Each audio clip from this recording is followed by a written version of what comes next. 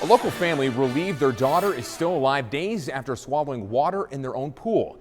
She's been fighting an infection ever since. ABC Action News reporter Heather Lee shares us what happened and why this family's kids aren't playing with pool noodles anytime soon.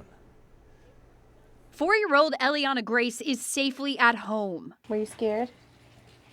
No, she wasn't scared. She was super, super, super brave. Even after being hooked up to IVs, oxygen tanks, and a nebulizer, fighting an infection caused by the chemicals in her family pool. It was just a fun game, you know, when somebody would go by her or swim by her, she would take the noodle and pretend she wasn't looking and just shoot water at them, and then somebody wanted to do it back to her and didn't realize that she was already on the other end of it. Water was blown down her throat, and after immediately throwing up, she began acting normal. I wouldn't have known about it if that one person didn't write that story. She's referring to this story about a 4-year-old Texas boy who died last year after dry drowning. Lacey recalled that article right after the incident. 2 days later, Eliana developed a fever, and by the next day, her skin was turning purple. She knew something was wrong. I called my husband and I was crying, and I just said, you know, they said to get her to the nearest ER and as quick as you can. The water at some point seeped into Eliana's lungs, and she was slowly dry drowning. Grace says because of this little boy's parents and their story,